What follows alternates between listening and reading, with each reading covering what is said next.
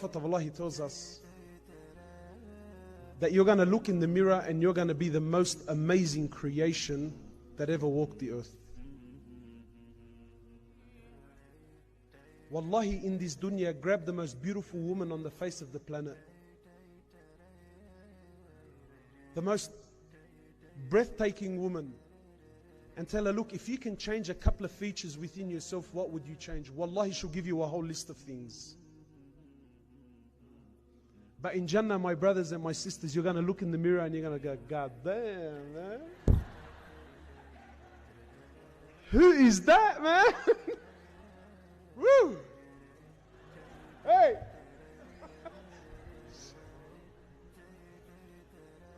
Perfect in every way.